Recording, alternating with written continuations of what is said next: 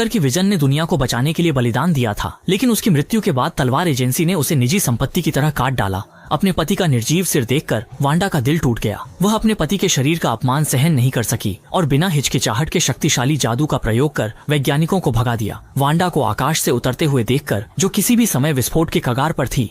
हालांकि सुरक्षा गार्ड पूरी तरह सशस्त्र थे, फिर भी वे डर से जमे रहे। दुखी मन से वांडा धीरे धीरे विजन के पास आई, हाथ बढ़ाकर उसके माथे को छूने लगी, ये सोचते हुए कि शायद जादू से जीवन की कोई किरण पकड़ सके। लेकिन जितनी कोशिश की, कोई प्रतिक्रिया नहीं मिली।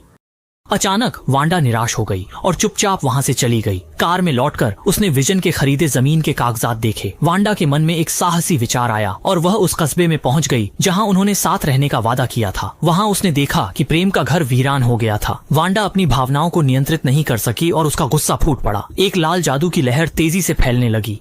उसके नियंत्रण में इमारतें आकार लेने लगीं। कुछ ही पल में कल्पना में बसे घर जमीन से उठ खड़े हुए। जैसे जैसे वांडा ने जादू का दायरा बढ़ाया, पूरा कस्बा पल में बदल गया। जैसे वांडा की यादों में बसी सुंदर छवि। अपने प्रिय के साथ हमेशा रहने के लिए उसने अपनी जीवन शक्ति खर्च कर एक आभासी विजन बनाया। प्रक्रिया दर्दनाक थी, लेकिन मन के रत्न की मदद से वांडा ने मृत विजन को अपनी जादू से फिर से जीवित कर दिया। जादू के घेरे में रहते हुए वह दूसरों को सुरक्षित रख सकती थी। जादू सफल होते ही वांडा अधीर होकर काले सफेद दुनिया में गई और अपने प्रिय के साथ सपनों जैसा जीवन जीने लगी। हालांकि इस कदम की अपनी कीमत थी। पूरा कस्बा स्कारलेट जादू के घेरे में आकर बाहरी दुनिया से कट गया और वहां के सभी निवासी अपनी इच्छा शक्ति खो बैठे, जैसे वे वांडा की ट्रूमैन दुनिया में कठपुतलियों की तरह जी रहे हों। पहले अकेलेपन में जी रहे बुजुर्ग को साथी मिल गया और पुरानी कारों की खरीद फरोख्त करने वाले छोटे मूंछों वाले व्यक्ति ने एक प्रसिद्ध पियानो वादक के रूप में पहचान बना ली। मुझे लगा कि अच्छे दिन हमेशा रहेंगे, लेकिन उस दिन रेडियो से अचानक अजीब आवाज आई जिसने उसे लगभग विचलित कर दिया। हाँ, यह आश्चर्य में कौन कर रहा है? वह कौन व्यक्ति है? आप कैसे हैं?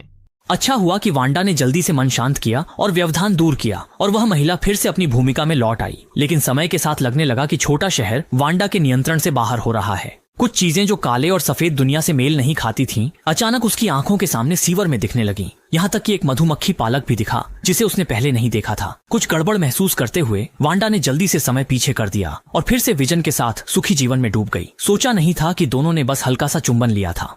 अगले ही पल वांडा को विजन के बच्चे की उम्मीद हो गई। काले और सफेद दुनिया में नए जीवन के साथ रंग आने लगे। कुछ ही दिनों में वांडा का पेट बड़ा हो गया और वह प्रसव के करीब थी। यह देख विजन जल्दी से दाई को बुलाने दौड़ा, लेकिन उसके जाते ही वांडा इंतजार नहीं कर सकी और प्रसव शुरू हो गया। सौभाग्य से पड़ोसी मोनिका की मदद से उसने एक जोड़ी जुड़वां बच्चों को जन्म दिया।